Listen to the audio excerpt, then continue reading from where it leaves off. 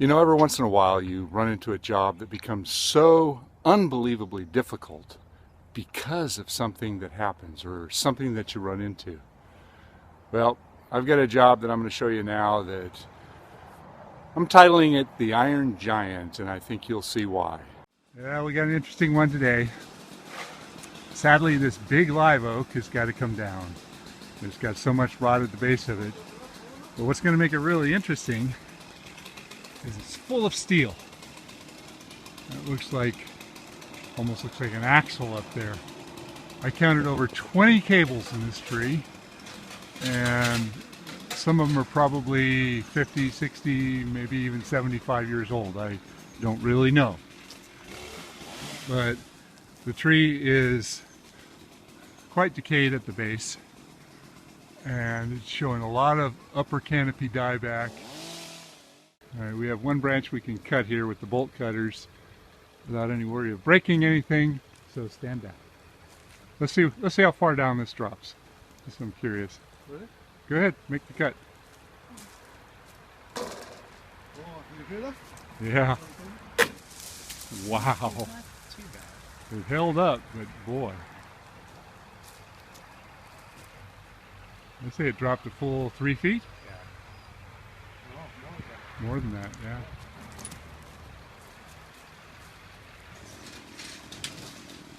Dealing with all these cables is going to be a challenge because the tree has become dependent upon the support system. All these cables are holding each other together.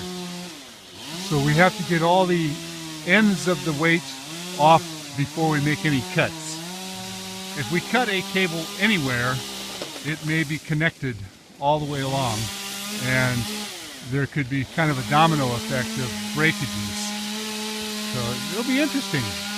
There's all kinds of cable styles too, some new, some old, some of them really old. Turnbuckles, and there's one that's not even connected right there. There's just a bolt sticking in the tree with a wrap around it. There's also a beehive that was successfully moved. The person put a hive on the ground and was able to get all the bees to go through the hive and into this, and they were able to move them, and the hive is located over on this property, so they kept it local.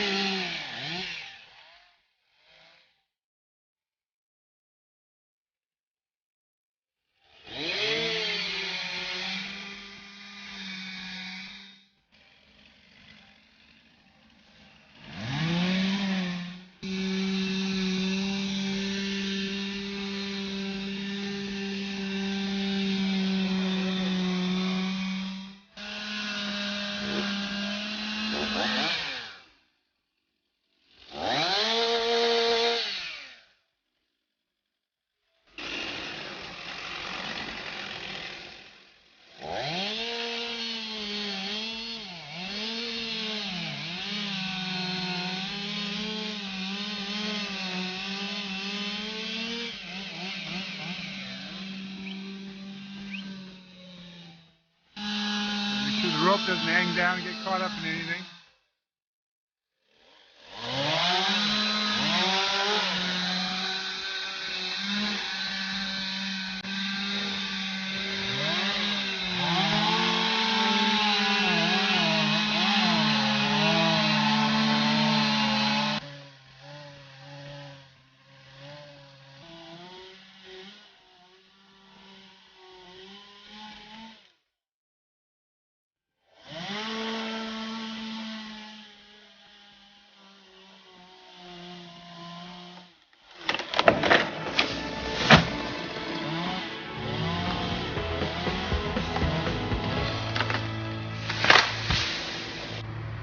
marking all the placements of metal so we can minimize saw damage.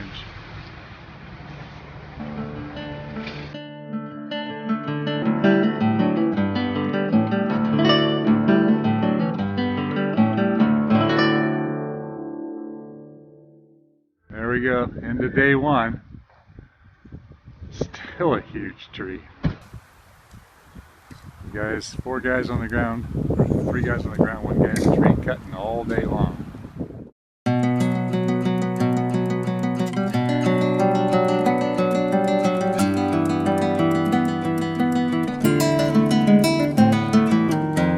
But I'm up in the tree and I'm looking at all the metal. To wrap those cables up, because that's not an easy one to cut with a bolt cutter.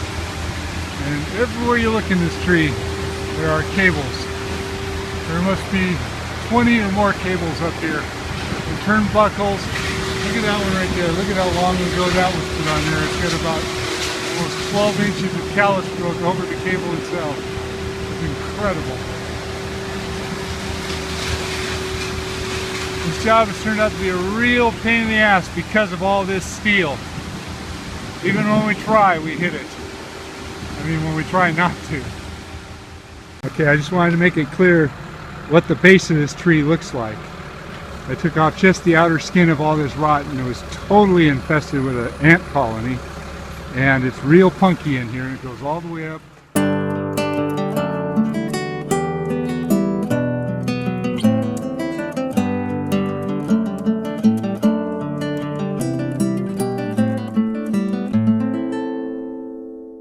What a mess. There are so many cables in this tree. Some of them are doubled, some of them are old. A lot of them you can't cut with bolt cutters. Like this stuff right here. Fortunately, they've got some turnbuckles. I'll be able to undo them to get some of those down, but my God. This looks like a practice course for somebody trying to figure out how to cable a tree. Everywhere I look. What a mess. Okay, I'm way up at the upper canopy of the tree and you can see that this tree is just riddled with holes. Probably sapsuckers going after bugs, but there's no way that this area, even though there's a little bit of green coming out, there's no way that this area of the tree can recover with that much decay and insect invasion and you know, sun scald and everything that's going on up here. So it's like that throughout the whole upper canopy of this tree. Everywhere I look, it's just riddled with holes.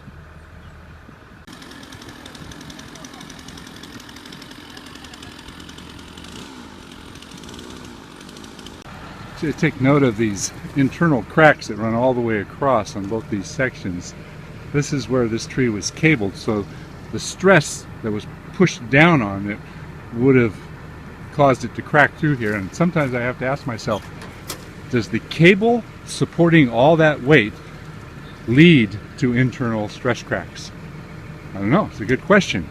I mean, I always wonder if cables are a bad thing and if cables actually create problems as much as they prevent. Day number 4, and so it begins.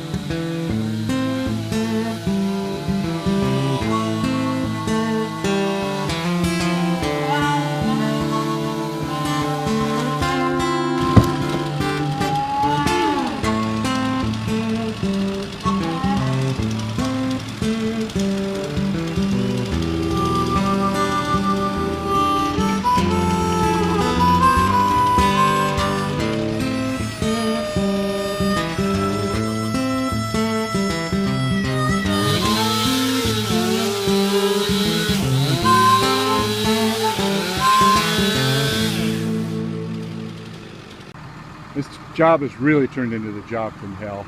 We've marked all the metal spots on the tree and we're trying to cut around them so we can deal with it. So I saw this one was going in at an angle right here and we marked it. So I started over here and instantly hit a nail, stopped quickly, And I came over on this side thinking, okay, that's far enough over. I hit something metal in there, and on this one over here I went over. I should have walked all the way around. Damn it, there's another cable over here. God, look at this. It's just absolutely insane, the amount of steel in this tree. It's like if it's not a hidden nail, it's some old artifact. There's probably horseshoes in this tree.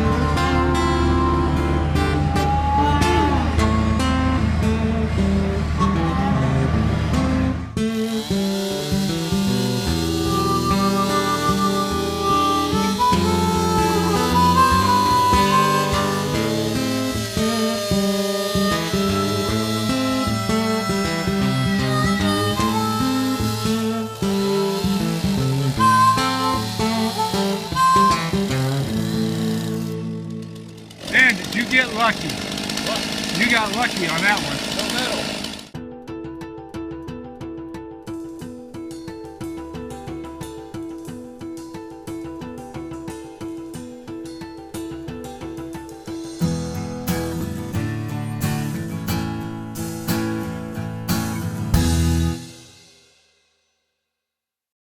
Now here's the piece of wood that we had the accident with.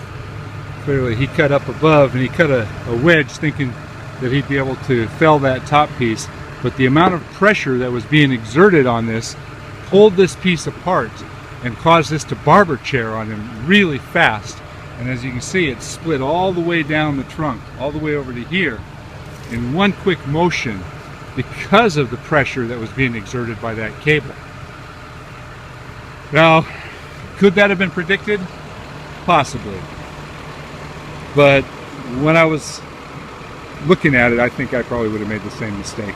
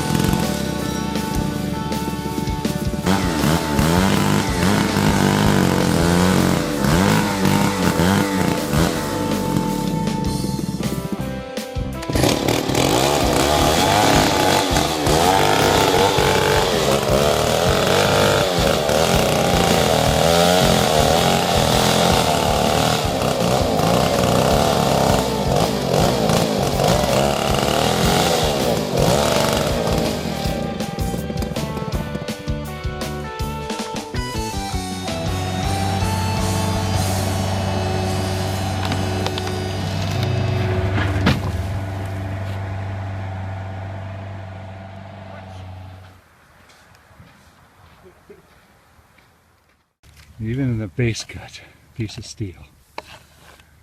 Yeah, this thing is just not going down easy. Amazing amount of solid wood in there. It doesn't mean it was healthy, but boy.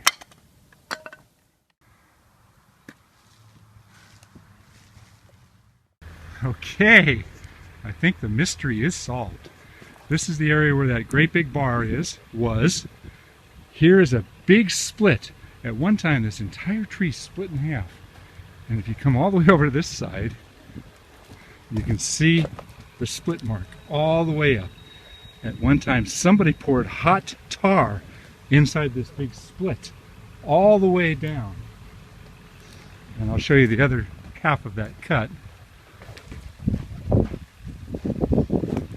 This one shows it quite well. So at one time this tree split in half, and they saved it with that great big through bar.